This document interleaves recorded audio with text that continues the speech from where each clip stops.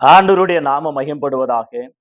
உங்கள் யாவருக்கும் ஆண்டவராக இயேசு கிறிஸ்துவின் நாமத்தினாலே என் அன்பின் வாழ்த்துக்களை சொல்லிக்கொள்ள ஆசைப்படுகிறேன். எனக்கு அருமையானவர்களே, இந்த நாள்ல கூட விசேஷமாக நல்லது ஒரு வார்த்தையை கற்றுக்கொள்ள பிதாவாகி தேவன் நமக்கு உதவி செய்வாராக. தேவன் சொன்ன பழ மொழியா அல்லது பொன்மொழியா? தேவன் சொன்ன பழமொழியா அல்லது பொன்மொழியா அல்லது புதுமொழியா? நல்ல அருமையான ஒரு டாபிக், நல்ல ஒரு வார்த்தைகள். அன்றாட நம்முடைய வாழ்வில பல பல அந்த பழமொழிகளை சொல்லி பல கருத்துக்களை சொல்லுவார்கள். ஒரு பிரச்சனையானால் அல்லது வாழ்க்கையில சந்தோஷமா இருந்தால் அல்லது ஒரு சம்பவத்தை ஞாபகப்படுத்த வேண்டுமானால் அவைகள் மூலமாக ஒரு பழமொழியை சொல்லி ஒன்று திருத்துவார்கள் அல்லது உற்சாகப்படுத்துவார்கள் அல்லது ஒரு உதாரணத்துக்கு அந்த பழமொழியை சொல்லி அந்த பாடங்களை ஞாபகப்படுத்துவார்கள். வாழ்க்கையில ஒரு புத்துணர்வும் ஒரு அவேர்னஸும் ஒரு திருப்புமுனையை உண்டாக்கும்படியாக அந்த பழமொழிகளை சொல்லுவது உண்டு. உங்களுக்கும் தெரியும் பழமொழி என்றால் உங்களுக்கு நன்றாக தெரியும். எனவே the old proverbs and new proverbs அப்படின்னு தான் போட்டிருக்கணும். ஆனா ஓல்ட் இஸ் கோல்டு அப்படின்னு படிக்கிறோம் இல்லையா, வாசிக்கிறீங்க சொல்றோம் இல்லையா நம்ம. ஆகவே old is gold, the old proverbs but new golden words. நல்ல ஒரு வார்த்தை. பொன்மொழிகள் தேவன் சொன்னவைகள் மனிதனுடைய வாழ்க்கையில் அதைகளை ஏற்றுக்கொள்ளும் பொழுது அதை ஒரு பெரிய ஆசீர்வாதமாக நன்மையாக நம்முடைய வாழ்வில் மாறுகிறத பாருங்க. உலகத்துல பல மொழிகள் உண்டு. பல மொழிகள் என்றதை விட பல மொழிகள், the old proverbs, அவைகள் நம்முடைய வாழ்க்கையில ஒரு நியூ proverbs ஆக, நியூ வேர்டாக, நியூ டீச்சிங் ஆக நமக்கு மாறப்போகிறது. ஆண்டவருக்கு மகிமுண்டாகட்டும். உங்களுக்கு நன்றா தெரியும், 100 பொய் சொல்லி ஒரு திருமணத்தை செய்ய வேண்டுமா? அது 100 பொய் அல்ல. ஒரு பொய் சொன்னாவே குடும்பம் தாங்கிறது இல்ல. 100 பொய் சொன்னா எங்க குடும்பமே தற்கொலை செஞ்சுதான் போயிடுவாங்க போல தெரியும். 100 பேருக்கு போய் சொல்லி திருமணம் நடத்த வேண்டும் என்று சொல்லப்படுது. அத நாளடைவில் நம்ம ஆட்கள் என்ன செஞ்சாங்கன்னா, எப்படியோங்க 100 பொய்ய சொல்லி ஒரு கல்யாணத்தை பண்ணிடணும். 100 பேருக்கு போய் சொல்லி கல்யாணத்தை பண்ணணும். அழைப்பிதம் நம்ம இன்விடேஷன், த மேரேஜ் இன்விடேஷன் அடிச்சு எத்தனை கார்டுங்க? 1000 கார்டு அடிங்க, 500 கார்டு அடிங்க, 100 கார்டு அடிங்கன்றான் இல்லையா? அந்த மாதிரி 100 பேருக்கு போய் இன்விடேஷன் கார்டு கொடுத்து கல்யாணத்தை நடத்தணும். அதான் பழமொழி நாளடைவில் வேற விதமா மாறிடுச்சு. அதோடு கூட பைபிள் அருமையா சொல்லுது, தாயை போல மகள், சேலை போல நூல்னு சொல்லுவாங்க. அதோடு கூட மாட்டுக்கு ஒரு அடி மனுஷனுக்கு ஒரு சொல்லு, மாட்டுக்கு ஒரு அடி மனுஷனுக்கு ஒரு சொல்லுன்னு சொல்லுவாங்க. புத்தி சொல்லும் போது பிள்ளைங்களை திட்டும் போது சொல்லுவாங்க, கடிந்து கொள்ளுவாங்க பாருங்க. இப்ப உங்களுக்கு ஞாபகம் வந்துடும், எல்லாம் பழமொழியெல்லாம் உங்களுக்கு ஞாபகம் வந்துடும் பாத்துங்க. நீங்க படித்தவைகள் கேட்டவைகள் இன்னும் அதிகமாக கற்றுக்கொள்ள வேண்டும் என்ற ஒரு ஆர்வத்துல இந்த பழமொழியெல்லாம் உங்களுக்கு ஞாபகம் வந்துடும். நான் சிறுவனா இருக்கும் பொழுது என் நண்பர்கள் மத்தியில ஒருத்தன் என்னை திட்டான். நம்மெல்லாம் சேட்டை உள்ளவங்க தானே இருந்திருக்கோம் சிறுவங்களா இருக்கும் போது. பெரியவங்களான பிற்பாடு தானே ஒரு ஒழுக்கத்தை காண்பிப்போம், ஒரு முன்மாதிரியை ரோல் மாடலை வித்தியாசமாக அவனமாக நண்பர்கள் மத்தியில எப்படியோ இருக்கும் பொழுது யாரோ ஒருத்தர் கொஞ்சம் என்னோட மூத்தவரா இருக்கும் பொழுது அவர் திட்டின ஒரு வார்த்தை எனக்கு ஞாபகம் வரும். அதுவும் பழமொழி தான் நினைக்கிறேன். முண்டசி வளர்க்கிற மகனும் மூக்காங்கயிறு குத்தாத மாடும் ஒண்ணுன்னு சொன்னான். ரொம்ப காலமா விளங்காம இருந்தது அந்த வார்த்தை எனக்கு. பிற்பாடு எனக்கு கொஞ்சம் அறிவு வந்த பிற்பாடு அது எனக்கு நான் என்ன தவறு செய்தேன்னு தெரியவில்லை. பட் அந்த வார்த்தையே ஒரு மனிதன் கூறினதை என் மனதில் இன்றைக்கும் பதிந்து விட்டது. மூக்கங்கயிறு குத்தாத மாடும் முண்டசி வளர்க்கிற பையனும் மகனும் சமம் ஒன்றுதான் என்று சொன்னார். ஏன்னா மூக்கங்கயிறு குத்தாத மாடு தான் இஷ்டத்துக்கு போகும், தான் நினைத்தபடியெல்லாம் ஓடும். அவனமாகவே தகப்பன் இறந்த பிற்பாடு தாயை ஒரு முண்டிசுன்னு சொல்லுவாங்க இல்லையா, அவங்க வளர்க்க மகன் இப்படி இருப்பான்னு சொல்லி ஒரு வார்த்தை பழமொழியாகவே இருக்கிறது. ஆனா அதை நான் புதுமொழியாக மாற்றி விட்டேன். அவர்கள் சிலர் இல்லை, சிலர் தத்தியா இருக்கிறான், ஒன்றுக்கும் உதகாதவனா இருக்கிறான். அவர்கள் மத்தியில கடவுள் என்னை நல்லவனாகவே மாற்றி அவருடைய பணியை செய்ய ஒரு வாய்ப்பு தந்ததற்காக நான் ஆண்டவருக்கு கோடான கோடி ஸ்தோத்திரத்தை செலுத்துகிறேன். எனவே பழமொழியாக பார்க்கிற, சொல்லுகிற, திட்டுகிற, உணர்த்துகிற மக்கள் மத்தியில ஒரு புதுமொழியாக நாம் மாற வேண்டும். ஆண்டவர் நம்ம மாற்றுகிறவரா இருக்கிறார். எனவே தேவனுக்கு மகிமுண்டாகட்டும். எத்தனையோ பழமொழிகள் நம்ம சொன்னாலே பொழுது நேரம் போதாது. ஜஸ்ட் உங்களுக்கு அவேர்னஸ் அல்லது ஒரு அந்த பழமொழியா புதுமொழியான்ற பொன்மொழியான்ற அந்த பதத்துக்கு சும்மா ஜஸ்ட் 2 வார்த்தைகள். உப்பு தின்னவன் தண்ணி குடிப்பான்னு சொல்லுவாங்க. அதாவது தப்பு பண்ணவன் தண்டனைய அனுபவிப்பான் என்ற வார்த்தைக்கு அடிக்கடிக்க நம்ம சொல்லுகிற ஒரு வார்த்தை. சோ விடுங்க, உப்பு தின்றவன் தண்ணி குடிப்பான் அப்படின்னு சொல்லுவோம். அநேகர் சில நேரங்கள்ல வீணான வார்த்தைகளை அவர்கள் பொழியும் பொழுது, சொல்லும் பொழுது, திட்டும் போது சிலர் நம்ம சொல்லுவாங்க, போப்பா மழையா பார்த்து நாய் கொலைச்சா நாய்க்கு தான் அந்த வழி தெரியும், நீ போய்கிட்டே இரு. அப்போ நம்ம மலை மாதிரியா ஸ்டடியா இருக்கிறோம், உயர்ந்த இடத்துல இருக்கிறோம். ஆகவே மழையை பார்த்து நாய் கொலைச்சா நாய்க்கு தான். ஆகவே கொலைக்காத நாயம் இல்லை, குறை சொல்லாத வாயம் இல்லை, இந்த ரெண்டும் இல்லாத ஊரே இல்லைன்னு சொல்லுவாங்க இல்லையா. என்னால ஒரு கவிதன் எழுதி கொடுத்த ஒரு வாசகம். எனவே நமக்கு நல்ல அவைகள் எல்லாம் ஒரு உணர்வையும், ஒரு அவேர்னஸையும், ஒரு புத்திமதிகளையும் அவைகள் பொன்மொழிகளாக நமக்கு மாறுகிறது. பழைய மொழிகள். வயசானவங்க பாருங்க, டீ கடையாண்ட, வீட்டாண்ட, வேலை ஸ்தலத்துல ஆயா, பாட்டி, தாத்தா, அப்படியாக அந்த தாத்தா பாட்டி சொல்லுகிற சம்பவங்கள், சில அந்த பழமொழிகள் என்னென்ன படித்தவர்கள் கூட இன்றைக்கு அவைகள் ஆன்லைன்ல இருக்கு, புத்தகங்கள் இருக்கு, புத்தக வடிவில் இருக்கு. அவைகள் எல்லாம் நம்ம படிக்கும் பொழுது சில உண்மையான சம்பவங்களை நாம் அறிந்து கொள்வதற்கு அவைகள் நமக்கு வழிவகுக்கிறத நான் பார்க்கிறோம். எனக்கு அருமையானவர்களே, இந்த நாளில் கூட விசேஷமாக தேவன் அப்படி சொல்லியிருந்தா எப்படி இருக்கும்? இந்த உலகத்துல மனிதர்கள் சொல்லிய அந்த பழமொழிகளை வித்தியாசமாக விளக்கம் தந்து சொல்லுகிற வகையில அவைகள் அமைந்து விட்டது. ஆனால் இன்றைக்கு வித்தியாசமாக தேவன் சொன்ன பழமொழி எப்படி இருக்கும்? தேவன் எந்த விதத்துல அவர் பழமொழியை சொல்லியிருப்பார்? ஒரு பழமொழியாக, ஒரு வினை சொல்லாக, ஒரு எடுத்துக்காட்டாக, ஒரு உதாரணமாக, அநேகருக்கு ஒரு அடையாளமாக அந்த பழைய சொல் எப்படி இருக்கும் என்பது குறித்து வேதம் சொல்லுகிறதை நாம் கவனிக்க வேண்டியது மிக அவசியமா இருக்கு. நம்ம வேதத்துக்குள்ள கடந்து போவோம், சில வார்த்தைகளை வாசித்து முடிக்கலாம். கர்த்தர் நமக்கு உதவி செய்வாராக. தேவன் சொன்ன பழமொழியை என்ன தெரியுமா? மனம் திரும்புவதற்கு, புத்திமதி கேட்பதற்கு, ஞானம் அறிவதற்கு, அறிவையும் புத்தியும் பெற்றுக்கொள்வதற்கு, கடிந்து கொள்ளுதல் நம்ம திருப்புமனை உண்டாக்குவதற்கு, தேவன் தமது பிள்ளைகளை சீர்திருத்தும்படியாக அவைகளை அடையாளமாக ஆண்டவர் நமக்கு அந்த பழமொழிகளை எழுதி வைத்தார்.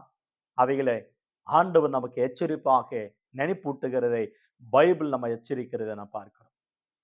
எனவே அவைகளை நாம் அறிந்து கொண்டு அவைகள் படியாக நாம் செய்யாதபடிக்கு ஒரு புதுமொழியாக அந்த உபதேசத்தை கடிந்து கொள்ளுதலும், ஆசீர்வாதமும், நன்மையும், ஞானமும், புத்தியும், மனம் திரும்புதலும் இவைகளை ஏற்றுக்கொண்டு தேவனுக்காக நாம வாழ வேண்டும் என்று ஆண்டவர் விரும்பி எதிர்பார்க்கிறார். தன்னுடைய பிள்ளைகளை சீர்திருத்தும்படியாக, சீர் பொருந்தினவர்களாக, சீர்பட்டவர்களாக ஆண்டவர் எதிர்பார்க்கிறார். ஆகவே நம்முடைய சீர்கேட்ட குணமாக்க ஆண்டவர் எதிர்பார்க்கிறார். சார், எசேக்கியேல் புஸ்தகம் 18ஆம் அதிகாரம், தயவு செய்து என்னோடு கூட பைபிளை நீங்க திருப்பிக் கொள்ளுங்கள். எசேக்கியேல் புஸ்தகம் 18ஆம் அதிகாரம் 1, 2, 3 ஆகிய வசனங்களை நாம் வாசிக்க கேட்போம். அந்த எசேக்கியேல் புஸ்தகம் மிகவும் அருமையான 18ஆம் அதிகாரம். எசேக்கியேல் புஸ்தகம் 18ஆம் அதிகாரம் அருமையானவைகள்.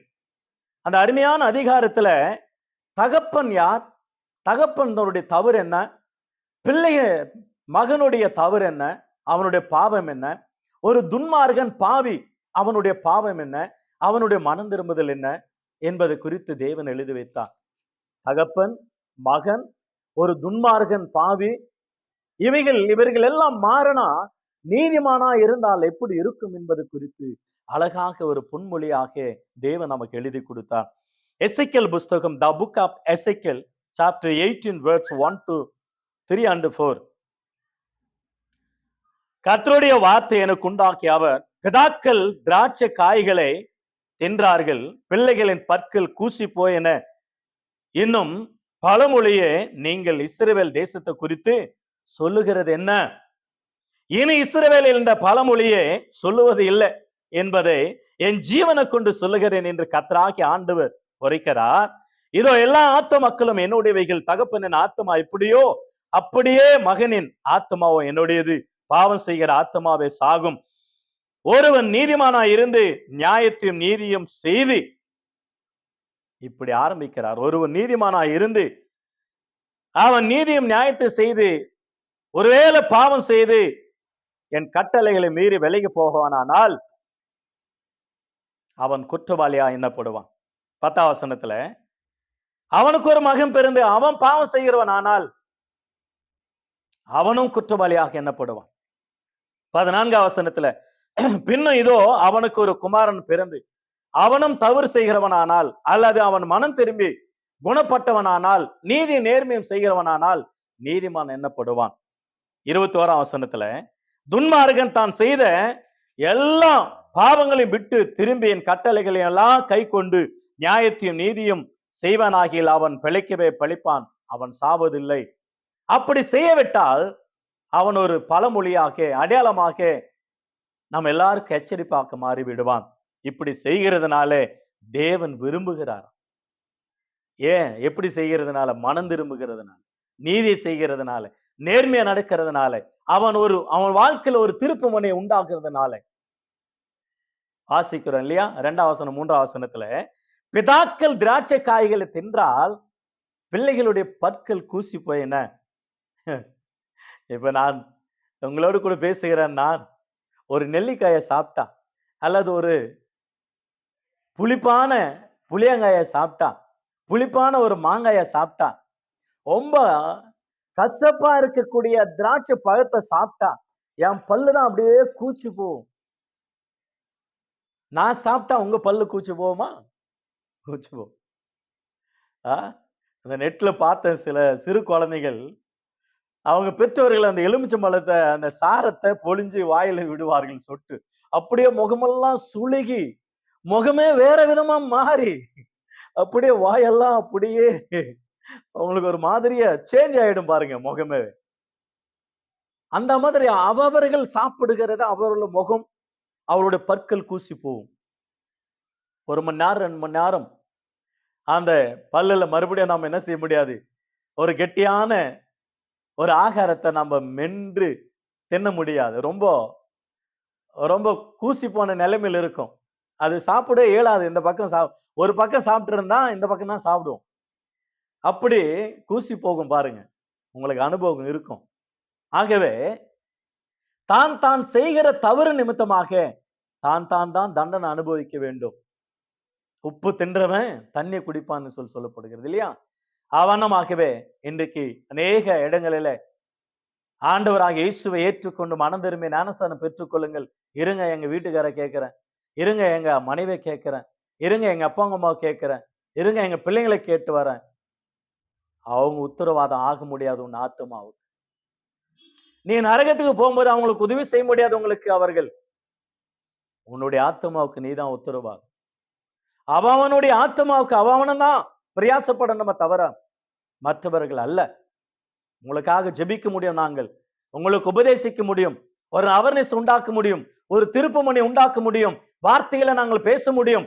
பட் அதை கிரியை செய்கிறவர் ஆவியானவர், உதவி செய்கிறவர் தேவனானவர். இயேசுவின் ரத்தம், இயேசுவின் கிருபை, இயேசுவின் வார்த்தைகள் உங்க வாழ்க்கையில ஒரு திருப்புமுனை உண்டாக்கும் என்பதை குறித்து மறந்து விடாதே. ஆகவே ஆண்டவர் சொல்லுங்க, எசேக்கியேல் புஸ்தகம் 18ஆம் அதிகாரம் 22, 23 துன்மார்கன் துன்மார்கன் சாகிறது எனக்கு விருப்பமில்லை, எவ்வளவு வேணும் விருப்பமில்லை, அவன் மனம் திரும்பி குணப்படுவதே நான் விரும்புகிறேன் என்றார். வசனம் 31, 32 நீங்கள் பார்த்தீங்கன்னா, மனம் திரும்புங்கள் பிழைப்பீர்கள், சாகுரனுடைய சாவை நான் விரும்புகிறதில் என்று ஆண்டவர் ஒரு துன்மார்கனை குறித்து திராட்சை பழத்தை சாப்பிட்டா அவங்க பெற்றோர்கள் சாப்பிட்டா பிள்ளைகளுடைய பற்கள் கூசி போயின என்ன ஒரு பழமொழி இருக்கும். அது புதுமொழியாக பொன்மொழியாக ஆண்டவர் மாற்றினார். ஆண்டவர் மோசேயின் இடத்துல 10 கட்டளை கொடுத்தார். அப்பொழுது ஒரு கட்டளை என்ன சொல்லப்படுகிறது என்றால், அவரிடத்தில் அன்பு கூர்ந்து அவருடைய கட்டளைகளை கை கொண்டு அவருக்கு பயந்து தேவனுக்கு பயந்து தேவ பக்தியா வாழும் பொழுது ஆண்டவர் 1000 தலைமுறை இரக்கம் செய்கிறவரா இருப்பாராம். பாருங்க, அவன் பாவம் செஞ்சா 4 தலைமுறை தண்டிப்பாருன்னு சொல்லப்படுது. யாத்திராகம் 20ஆம் அதிகாரத்துல அவனுடைய வாழ்க்கை, அவனுடைய பாவம் அக்கிரமங்கள் 4 தலைமுறை தண்டிக்கிறா. மனம் திரும்பி ஏற்றுக்கொண்டு அவன் சந்ததியாக 1000 தலைமுறை, 1000 generation. God is given the mercy and love and also heaven and the life, internal life, நித்தியமான வாழ்வு ஆண்டவர் தருகிற 1000 தலைமுறை. It is God is given the mercy. இரக்கம் தருகிறவரா இருக்கிறார். ஆகவே எனக்கு அருமையானவர்களே, நம்முடைய வாழ்க்கையில தேவன் நமக்கு ஒரு பழமொழி ஆண்டவர் எழுதி வைத்தார் என்றால், இதே புஸ்தகத்துல சில சம்பவங்களை ஆண்டவர் எழுதி வைத்தார். என்ன? எசேக்கியேல் 14ஆம் அதிகாரத்தின் திருப்பிக் கொள்வோம். 14ஆம் அதிகாரம் வசனம் 8ஆம் வசனம், 14:8. தயவுசெய்து என்னோட பைபிளை திருப்பிக் கொள்ளுங்கள். 14ஆம் அதிகாரம் 8ஆம் வசனம். அந்த மனுஷனுக்கு விரோதமாக என் முகத்தை திருப்பி அவனை அடையாளமாகவும் பழமொழியாகவும் வைத்து அவனை என் ஜனத்தின் நடுவில் இராதபடிக்கு சங்கரித்து போடுவேன். அப்பொழுது நான் கர்த்தர் என்று அறிந்து கொள்வீர்கள். தேவன் சில நேரங்களில் ராஜாக்களை கடிந்து கொள்ளும் பொழுது, துன்மார்கரை கடிந்து கொள்ளும் பொழுது, அக்கிரமக்காரரை கடிந்து கொள்ளும் பொழுது, அவர்களை குறித்து ஒரு அடையாளமாக நமக்கு வைத்ததனால் அதை பார்க்கும் பொழுதெல்லாம் நம்ம மனம் திரும்ப செய்யும், ரட்சிக்கப்பட செய்யும். ஒரு அடையாளமாக பழைமொழியாக ஆண்டவர் ஒரு துன்மார்கனை வைக்கிறார். அநேகர் நமக்கு முன்மாதிரியா இருக்கிறாங்க இல்லையா? மனம் திரும்பாதவர்கள் மனம் திரும்ப வேண்டும். நாம் எசேக்கியேல் புஸ்தகம் 16ஆம் அதிகாரம் 44ஆம் வசனத்தையும் கூட பாருங்க. இதோ பழமொழியை சொல்லுகிறவர்கள் எல்லாரும் தாயை போல மகள் என்று உன்னை குறித்து பழமொழி சொல்லுவார்கள். நான் சொன்னேன் இல்லைங்களா, ஒரு பழமொழி உலகத்துல எழுதுறாங்கன்னா அதெல்லாம் பைபிள் தான். இட் இஸ் பைபிள் தான் ரோல் மாடல். பைபிள் இல்லாம பழமொழிகள் கிடையாது. பைபிள் தான் உலகத்துக்கு ஒரு வழிகாட்டி. தாயை போல மகள், சேலைய போல நூல் என்று சொல்லுவாங்க இல்லையா? வார்த்தையில எல்லாம் பாருங்க, பைபிள் ஆண்டவர் அழகா எழுதி வைத்திருக்கு. ஆகவே அநேகர் வார்த்தையில சொல்லுவாங்க இல்லையா, பிள்ளைங்களை கூப்பிடும் போது வரமாட்டாங்க, நம்ம வீட்டாண்டு வரமாட்டாங்க, நம்மளாண்ட பேச மாட்டாங்க. நிறைய பேர் உங்க சொந்தக்காரங்களை கேட்டிருப்பீங்க, உங்க சொந்தக்காரர்களுடைய பிள்ளைங்க, உங்க உடன் பிறந்தவர்களுடைய பிள்ளைங்க உங்களாண்ட பேச மாட்டாங்க. ஏன்? அம்மா பேச மாட்டாங்க, அப்பா பேச மாட்டாங்க. பிள்ளைங்களுக்கும் சொல்லி வச்சிருப்பாங்க, மாமாவண்ட பேசாத, அத்தியாண்ட பேசாத, மாமா சித்தியாண்ட பேசாத, பெரியப்பாண்ட பேசாத, பக்கத்து வீட்டாண்ட போகாத, சொந்தக்கார வீட்டுக்கு போகாத, இந்த மாதிரியா இருக்கணும் என்று சொல்லி பிள்ளைங்களுக்கு புத்தி சொல்லுவாங்க பாருங்க. அப்ப அதை பார்த்துட்டு உலகத்தார் சொல்லுவாங்க, பாரு அவங்க அம்மா போல இருக்கிறா பாரு, ஏடு கட்டவளா இருக்கிறா பாரு, கெட்டவளா இருக்கிறா பாரு, அவளை போல் தான் இருக்கும் அந்த பிள்ளைங்களும் என்று சொல்லுவாங்க, திட்டுவாங்க. நானும் அனுபவித்திருக்கிறேன் அப்படி. அந்த பிள்ளைகளுடைய நெஞ்சில நஞ்சிய ஊற்றி வச்சிருக்கிறார்கள். பிஞ்சி இருதயத்துல நஞ்சிய கழிச்சிருக்கிற உன்னை ஆண்டவர் தண்டிக்காம விட மாட்டான். நீ கெட்டு போனாலும் பரவாயில்ல, உன் பிள்ளைங்களை கெட்ட வழியில நடத்தாத. நீயும் கெட்டு போகாத. ஆண்டவர் அதை விரும்புவதில்லை. கல்லனை மனம் திரும்ப வைத்தான். சமரியா பெண் உபச்சாரத்துல இருந்த அல்லது 5 கணவர்களுக்கு மேலாக திருமணம் செய்த அவளை நேசித்து மனம் திரும்ப வைத்தான். அந்த பெண் மூலமாக உலகமே மனம் திரும்பினது. சமாரிய பட்டணமே. ஒரு சகேயு, துன்மார்கன், ஏமாற்றுக்காரன், வட்டி விடுறவன், அவனே மனம் திரும்ப வைத்தான். ஒரு லேகியோன் மனம் திரும்ப வைத்தான். ஒரு உபச்சார பெண்ணை கையும் மெலியுமாக பிடிக்கப்பட்ட பெண்ணை நானும் உன் ஆக்கினுக்குள்ள தீர்க்கவில்லை என்று மனம் திரும்ப வைத்தான். 38 வருஷமாக கேடான பாவத்துல இருந்த அவனை இனிமேல் பாவம் செய்யாதுன்னு மன்னிப்பு தந்தார். நம்முடைய ஆண்டவர் மன்னிக்கிறவர். நீங்கள் மனம் திரும்பினால் உங்க பிள்ளைங்களுக்கு அந்த மாதிரி வார்த்தைகளை சொல்லாதீங்க. நீங்களும் அப்படிப்பட்டதான பகையாக வாழாதீர்கள். நம்மளை பகைத்தா பரவாயில்ல, பட் நாம யாரும் பகைக்க கூடாது. நேசிக்கணும், அவங்களுக்காக ஜெபிக்கணும். ஆண்டவர் சொன்ன வண்ணமாக சத்துருக்களை நேசி, சத்துருக்களுக்கு நன்மை செய். என் சத்துருக்களுக்காக ஜெபம் பண்றேன், என் சத்துருக்களுக்காக நன்மை செய்யறேன், என் சத்துருக்களை நேசிக்கிறேன். அவர்கள் தூரம் போனா கூட பரவாயில்ல, I don't care, but I pray every day my enemies. என்னுடைய ஜனங்களுக்காக ஜெபித்துக் கொண்டுதான். கர்த்தர் அவர்களை ஆசீர்வதிக்கட்டும். God bless you. உபாகம புஸ்தகம் Deuteronomy, the book of Deuteronomy 28 sorry. Deuteronomy, the book of Deuteronomy 28 chapter. இந்த 28ஆம் அதிகாரம் 1 முதல் 14 வசனங்கள் ஆசீர்வாதத்தை குறித்து சொல்லப்படுகிற வார்த்தைகள். உபாகமம் என்றாலே the blessing book, the blessing, more blessing, more than blessing.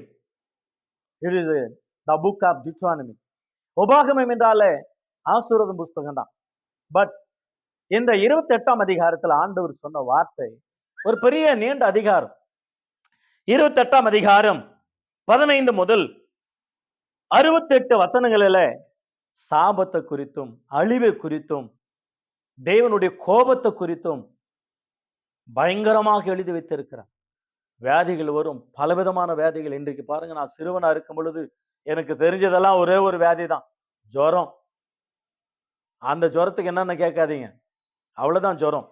பெரியவங்களாலும் சிறுவங்களாலும் ஜுரம். ஆனா இப்போ என்ன ஜுரம்?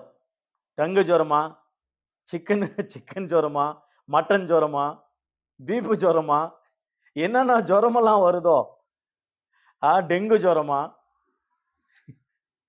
so many fevers. ரொம்ப so many ஜுரங்கள். நமக்கே தெரியல, பட்டியல் எடுத்து பார்த்தா தான் தெரியும். சரி, தேவனுக்கு மகிமை உண்டாகட்டும். எனவே தேவன் அருமையாக இந்த உபாகமத்தில் ஆண்டவர் சொல்லுகிறார். 37வது வசனம், உபாகமம் புஸ்தகம் 28:37. கர்த்தர் உன்னை கொண்டு விடும் எல்லா ஜாதிகளுக்கும் பிரமிப்பும் பழமொழியாக பரியாசமாக சொல்லுவாயாக. இந்த ஜனங்களுக்கு, இஸ்ரவேல் ஜனங்கள் ஆண்டவர்விட்டு தூர போன பிற்பாடு பலவிதமான வியாதிகள், பலவிதமான சத்துருக்கள், பலவிதமான இழப்புகள், வானம் பொழியவில்லை, மழை பெய்யவில்லை, பஞ்சங்கள், வருத்தங்கள், சேதங்கள், வீடு இல்லை, வாசல் இல்லை, சாபம். ஆனா ஜனங்களுக்கு அவங்க பாருங்க, ஆண்டவர் விட்டு தூர போனதுனால தரித்திராயிட்டாங்க. அவங்க பாருங்க, ஆண்டவர் விட்டு தூர போனதுனால குடும்பங்களில பாதிக்கப்பட்டது, ஆசீர்வாதம் இல்லை, வீடு இல்லை, வாசல் இல்லை என்று சொல்லி ஒரு பழமொழியாக உங்களை நான் வைப்பேன் என்று எச்சரித்து சொல்லுகிறத நான் பார்க்கிறோம். ஆகவே 1 ராஜாக்கள் புஸ்தகம் 9ஆம் அதிகாரம் 7ஆம் வசனம், 1 ராஜாக்கள் 9ஆம் அதிகாரம் 7ஆம் வசனம், இதே சம்பவத்தான் 2 ராஜாக்கள் புஸ்தகம் 7ஆம் அதிகாரத்துல வாசிக்கிறோம். 2 நாளாகமம், செகண்ட் குரானிக்கிள்ஸ் 7ஆம் அதிகாரம் வசனம் 19 முதல் 22 வசனங்களை நீங்கள் கவனிப்பீர்களானால், 1 ராஜாக்கள் 9ஆம் அதிகாரம் 7ஆம் வசனம், 2 நாளாகமம் 7ஆம் அதிகாரம் 19 முதல் 22 வசனங்களில, நீங்கள் வழிவலகி நான் உங்களுக்கு முன்வைத்த என் கட்டளைகளும் என் கற்பனைகளை விட்டு விலகி வேற தேவர்களை சேவித்து அவர்களை பணிந்து கொள்வீர்கள் ஆகில், நான் உங்களுக்கு கொடுத்த என் தேசத்தில் இருந்து அவர்களை பிடுங்கிய நாமத்திற்கென்று பரிசுத்தப்படுத்தின அந்த ஆலயத்தையும் என் சமூகத்தில் நின்று தள்ளி அதை எல்லா ஜனங்களுக்குள்ளும் பழமொழியாகவும் வரை சொல்லாகவும் வைப்பேன் என்று கீழே அந்த வாக்கியங்களெல்லாம் கடிந்து கொள்கிறது பார்க்க. சாலமோன் கட்டின ஆலயம், உலகத்துல பெரிய ஆலயம், சரித்திரத்துல பெரிதாக நின்று போன ஆலயம். அதை தேவன் சொன்னார், என் இருதயம் எங்கேயும் இங்க இருக்கும், என்னாலும் என் செவிகள் இங்க இருக்கும், என் இருதயம் இங்க இருக்கும், என் கண்கள் இங்க இருக்கும். நான் இந்த விண்ணப்பத்தை கேட்பேன். என் இருதயம், என் கண்கள், என் செவிகள் இங்க இருக்குன்னு சொன்ன ஆண்டவர் இந்த ஆலயத்தை விட்டு, என் கட்டளைகளை விட்டு, என் கற்பனைகளை விட்டு வேற தேவர்களை செய்விப்பீர்களானால் இந்த ஆலயம் இடிக்கப்பட்டு நீங்கள் ஜனங்களுக்குள்ள ஒரு பழமொழியாக சொல்லப்படுவீர்கள் என்று எச்சரித்தார். அவனமாகவே அவர்கள் போனார்கள். அவனமாகவே பழமொழியாகவே மாறிவிட்டது. இன்றைக்கும் இடிக்கப்பட்ட நிலைமையில் இருக்கிறது. யோபு புஸ்தகம் 17ஆம் அதிகாரம் 6ஆம் வசனம். யோபு புஸ்தகம் 17ஆம் அதிகாரம் 6ஆம் வசனம். அதே யோபு புஸ்தகம் 30ஆம் அதிகாரம் வசனம் 9ஆம் வசனம். யோபு புஸ்தகம் த புக் ஆஃப் ஜோப், யோபு புஸ்தகம் 17ஆம் அதிகாரம் வசனம் 6ஆம் வசனத்துல வாசிக்கிறோம். வசனம் 6ஆம் வசனம். ஜனங்களுக்குள்ளே அவர் என்னை பழமொழியாக வைத்தான். அவர் முகத்துக்கு முன் நான் அருவருப்பானேன். யோபானவர் தன்னை குறித்து ஒரு பழமொழியாக என்னை ஆண்டவர் ஜனங்களுக்குள்ள வைத்தார்னு சொல்லுகிறார். 30ஆம் அதிகாரம் 7ஆம் வசனம். சவுல் ஒரு தீர்க்கதரிசி என்றதான பழமொழியாக சொல்லிற்று. 1 சாமுவேலின் புஸ்தகம் 10ஆம் அதிகாரம் 12ஆம் வசனம். 9லிருந்து 12 வாக்கியங்களை வாசித்தால் 9ஆம் வசனத்துல கழுதைகள் காணாமல் போனதை தேடி போனார் சவுலும் தன்னுடைய வேலைக்காரனும். தன்னுடைய தகப்பனருடைய கழுதைகளை அகப்பட்டது. அது பிற்பாடு சாமுவேல் மூலமாக அவர் ராஜாவாக அபிஷேகம் பண்ணப்படுகிறார். ஆனால் இந்த 10ஆம் அதிகாரத்தில் அவர் கடந்து வரும் பொழுது அவர் ஒரு தீர்க்கதரிசனம் சொல்லுகிறவராக பரிசுத்த ஆவியானவர் அவர் மேல பொழியப்பட்டு தேவனுடைய ஆவியானவர் தீர்க்கதரிசனம் சொல்லி கொண்டு போகிறார். ஆனா ஜனங்கள் எல்லாரும் இவனும் ஒரு தீர்க்கதரிசியா என்று பழமொழியாக அவருக்கு நியமிக்கப்பட்டதை பார்க்கிறோம். நீ சபைக்கு வந்தா பரிசுத்த ஆவியானவர் நடத்துவார். அப்பொழுது உலகத்தில் இருக்கிறவங்க எல்லாம், வீட்டுல இருக்கிறவங்க, வெளியே இருக்கிறவர்கள், அவன் கிறிஸ்தவனா மாறிட்டான, கிறிஸ்தவ போல இருக்கிறான, பொய் பேசுறது இல்ல, நன்மை செய்கிறான், தீமை செய்யறது இல்ல, உண்மையா இருக்கிறான், உபச்சாரம் இல்ல, குடி இல்ல, கொலை இல்ல, சுத்துறது இல்ல, யாருக்கும் துரோகம் செய்யறது இல்ல, தீமை செய்யறது இல்ல, நீதிமான உத்தமனா இருக்கிறான, ஒரு கிறிஸ்தவனா இருக்கிறான ஒரு அடையாளமாக அவன் வேற மனிதனாக மாறிவிட்டான். அந்த 1 சாமுவேல் 10ஆம் அதிகாரத்தில் நீங்க கவனிப்பீர்களானால். எனவே எனக்கு அருமையானவர்களே, தேவன் அற்புதமான வார்த்தைகளை சொல்லி தேவன் அற்புதமாக தேவன் சொல்லுகிறத பார்க்கிறோம். சங்கீதங்களின் புஸ்தகம் 44ஆம் சங்கீதம், சங்கீதம் 44ஆம் சங்கீதத்தை திருப்பிக் கொள்வோம். தயவுசெய்து என்னோடு கூட பைபிளை திருப்பிக் கொள்ளுங்கள். சங்கீதம் 44ஆம் சங்கீதம் வசனம் 14ஆம் வசனத்தை கவனித்து பாருங்க. நாங்கள் ஜாதிகளுக்குள்ளே பழமொழியா இருக்க ஜனங்கள் எங்களை குறித்து தலை துளுக்கவும் செய்கிறீர். தாவீதானவர் ஜெபிக்கிறார். ராக தலைவனுக்கு ஒப்பிக்கப்பட்ட கோராகின் புத்திரன், இந்த கோராகின் புத்திரர் குறித்து எழுதப்பட்ட சங்கீதம் இது. இந்த கோராகியரை குறித்து பழைய ஏற்பாட்டில் நீங்கள் பார்க்கலாம். என்னாகமும் உபாகமும் அந்த புஸ்தகங்களில் அவர்கள் செய்த அட்டகாசம், அவங்களுடைய சந்ததியே அழிந்தது. ஆனாலும் சிலரை விட்டார். ஏனென்றால் அந்த சந்ததி மூலமாக அநேகருக்கு ஒரு எடுத்துக்காட்டாக பழமொழியாக வைத்தார் கோராகின் புத்திரர்களை. அவர்கள் என்ன செய்தார்கள் உங்களுக்கு நன்றாக தெரியும். சங்கீதம் 69ஆம் சங்கீதம் கூட திருப்பிக் கொள்ளுங்கள். சங்கீதம் புஸ்தகம் 69ஆம் சங்கீதம் வசனம் 11ஆம் வசனத்தை வாசித்து பாருங்களேன். 69, 11 ஆகிய வசனங்கள். ரட்டையும் என் உடுப்பாக்கினேன், அப்பொழுதும் அவர்களுக்கு பழமொழி ஆனேன். அப்பொழுது அவர்களுக்கு பழமொழியானேன். சில பேர் பழமொழியாகவே மாறிவிடுமாம் பாருங்க. நீதிமொழிகள் புஸ்தகம், நீதிமொழிகள் புஸ்தகம், இந்த நீதிமொழிகள் என்றாலே இங்கிலீஷ்ல ப்ரொவர்ப்ஸ், நீதிமொழிகள், பழைய மொழிகள், புது மொழிகள் எல்லாத்தையும் சேர்த்துதான் இந்த நீதிமொழிகள் புஸ்தகம். நீதிமொழிகள் புஸ்தகம் 17ஆம் அதிகாரம் 10ஆம் வசனம் பாருங்களேன். 17:10, 17:10. மூடனை 100 அடி அடிப்பதை பார்க்கிலும் புத்திமானை வாயினால் கண்டிப்பதை அதிகம் உரைக்கும். 100 அடி அடித்தாலும் மூடன் மனம் திரும்ப மாட்டான். அதான் சொல்லுவாங்கல்ல, மாட்டுக்கு ஒரு அடி மனுஷனுக்கு ஒரு சொல்லு. புத்திமான கடிந்து கொள், மனம் திரும்புவான். ஆனா மூடனை 100 அடி அடிச்சாலும் அவன் மனம் திரும்ப மாட்டான். வசனம் பாருங்க எப்படி சொல்லப்படுது. நீதிமொழிகள் 26ஆம் அதிகாரம், நீதிமொழிகள் 26ஆம் அதிகாரம் 9ஆம் வசனம், 26:9. மூடன் வாயில் அகப்பட்ட பழமொழியை வெறியன் கையில் அகப்பட்ட முள்ளு. வெறியின் கையில முள் அகப்பட்டான், அடிச்சுனே வருவான் எல்லாரையும். தமாஸ்காத அடிச்சுட்டு வருவான்.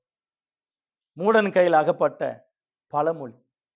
பல வார்த்தைகளை சொல்லுவாங்க இல்லைங்களா? ஆகவே எரேமியா புஸ்தகம் 24ஆம் அதிகாரம் 9ஆம் வசனம் 10ஆம் வசனம், இஸ்ரவேல் ஜனங்கள் அந்த பாபிலோன் ராஜாவினுடைய கரங்களிலே இவர்கள் 70 ஆண்டுகளாக அடிமைகளா இருந்த பழமொழியானார்கள். பாவம் செய்த நிமித்தமாக, தேவனுக்கு விரோதமா நின்ற நிமித்தமாக. எனவே கடைசியாக அபாக்குக்கு 2ஆம் அதிகாரம் 6ஆம் வசனம், லூக்கா புஸ்தகம் 4ஆம் அதிகாரம் 23ஆம் வசனம், லூக்கா 4ஆம் அதிகாரம் 23ஆம் வசனம், அவர் அவர்களை நோக்கி, வைத்தனே உன்னைத்தானே குணமாக்கிக் கொள் என்கிற பழமொழியை சொல்லி, நாங்கள் கேள்விப்பட்டபடியே கப்பர்நாகுமில் உன்னால் செய்யப்பட்ட கிரிகள் எவைகளோ அவைகளை உன் ஊராகிய இவ்விடத்திலும் செய்ய என்று நீங்கள் என்னோடு சொல்லுவீர்கள் என்பது நிச்சயம். ஆண்டவரே படிந்து கொள்றாரு பாருங்க சில ஊர்களை. வைத்தியனே உன்னை நீ ரட்சித்துக்கொள். நிறைய பேர் சொல்லுவாங்க இல்லையா, டீச்சரு மகன் ரொம்ப முட்டாளா இருப்பான், போலீஸ்கார மகன் திருடனா இருப்பான், அதாவது ஒரு டீச்சர் மகன் முட்டாளா இருப்பான், ஒரு அறிவாளி மகன் கூட முட்டாளா இருப்பான். இந்த மாதிரியா ஒவ்வொருத்தரும் குறித்து ஒன்று சொல்லுவாங்க இல்லையா, அந்த மாதிரியே பழமொழி. வைத்தனே உன்னை நீ குணமாக்கிக்கொள். 2 பேதுரு புஸ்தகம் 2ஆம் அதிகாரம் 22ஆம் வசனம், நாய் தான் கக்கினதை தின்னவும் கழுவப்பட்ட பன்றி சேற்றிலே பொருளவும் திரும்பினது என்று சொல்லப்பட்ட மெய்யான பழமொழியின்படியே அவர்களுக்கு சம்பவித்தது. யாருக்கு என்றால், கீழே இந்த அதிகாரம் முழுவதும் நீங்கள் வாசித்தீங்கன்னா, கள்ள போதர்கள் மூலமாக அகப்பட்ட விசுவாசிகள், பொருளாசை உள்ளவர்கள், ஊழிக்காரர்கள், பொருளாசையாகிய பேழையாம் தீர்க்கதரிசியானவர், இப்படியாகிய ஆண்டவருடைய மார்க்கத்தை விட்டு துன்மார்க்கமாக தந்திரமான வார்த்தைகளை கேட்டு, கள்ள போதர்களால் கேட்டு, சத்தியத்தை விரும்பாமல், சத்தியத்தை விட்டு, தேவனை விட்டு, ஆவியானவரை விட்டு, ஆண்டவரை விட்டு தூர போனவருடைய வாழ்க்கை பன்றிய போல, ஒரு நாயை போல. நாயை கக்கிட்டு நல்லா தின்னுட்டு ரோட்ல அப்படியே ரோட்ல கக்கிடும், நேரம் போவோம், மறுபடியும் திரும்பி பார்க்கும், மறுபடியும் திரும்பி பார்க்கும், மறுபடியும் வந்து அதை நாயை அப்படியே நக்கி மறுபடியும் தின்னு. நினைச்சாவ எனக்கு வாமிட்டு வருது பாருங்க. குடிக்கிறவன், உபச்சாரம் பண்றவன், வேசித்தனம் பண்றவன், கெட்ட பழக்க வழக்கங்களை விட்டவன் எப்படியோ மனம் திரும்பி வந்தவன் மறுபடியும் என்ன செய்வானா, யாரும் நண்பர்களாட்டு கூட கூடி கொஞ்சம் நக்கி பார்ப்பான், கொஞ்சம் தொட்டு பார்ப்பான், கொஞ்சம் திறந்து பார்ப்பான், கொஞ்சம் திரும்பி பார்ப்பான், மறுபடியும் போய் கழுவப்பட்ட பன்றி சேற்றில் விழுந்து புரளது போல. சொல்லுவாங்க இல்லையா, பன்றியோடும் கன்று சேர்ந்தா கன்றும் பன்றியாக மாறிவிடுமா. இதுவும் பழமொழி தானே, உங்களுக்கு தெரியும் இல்லையா? ஆகவே பழமொழியா அல்லது பொன்மொழியா என்ற வார்த்தைகளை நீங்கள் நினைவு கொள்ள வேண்டும். தேவன் சொன்ன பழமொழியா பொன்மொழியா இவையெல்லாம் கடிந்து கொள்ள. விசுவாசியே மனம் நிரம்பு, ரட்சிக்கப்பட்ட நீ, மனம் நிரம்பின நீ, சபைக்கு போன நீ, பைபிள் படிச்ச நீ, ஜெபித்த நீ, இப்பொழுது உன் நிலைமை எப்படி இருக்கு? ஒரு திருப்பமான உண்டாகட்டும். தேவன் ஏன் பைபிள்ல பழமொழிகளை எழுதி வைத்து அடையாளமாக்க ஆண்டவர் நமக்கு வைத்தார் என்றால், நாம மனம் திரும்புவதற்கு, ரட்சிக்கப்படுவதற்கு, சீர் பொருந்துவதற்கு, நாம் துன்மார்க்க வழியிலிருந்து மீண்டும் ரட்சிக்கப்பட்டு மனம் திரும்ப வேண்டும், பரலோகத்துக்கு போக வேண்டும் என்று ஆண்டவர் விரும்புகிறார். ஆகவே நீ மனம் திரும்ப, ஒரு திருப்பு மனம் உண்டாகட்டும். ஆகவே ஆண்டவர் உன்னை நேசிக்கிறார். ஆகையினால்தான் பழமொழிகள் ஆண்டவர் எழுதி வைத்து தேவன் நம்மை கடிந்து கொள்ளும்படியாக தேவன் அவைகள் நமக்கு எடுத்துக்காட்டாக எழுதி வைத்திருக்கிறார். ஆகவே தேவன் சொன்ன பழமொழிகளா புதுமொழிகளா? பழமொழிகள் நமக்கு புதுமொழிகளாக புது வாழ்க்கை தருவதற்காக ஆண்டவர் எழுதி வைத்தார். ஆகவே ஆண்டவர் உங்களை ஆசீர்வதிக்கட்டும். எங்கள் ஆண்டவர் திருப்புமுனை உண்டாக்கும்படியாக எங்கள் ஜெபம் பண்ணுங்க. கர்த்தர் உங்களை ஆசீர்வதிப்பாராக. தேவனுடைய நாமம் மகிமைப்படட்டும். God bless you all. God bless you.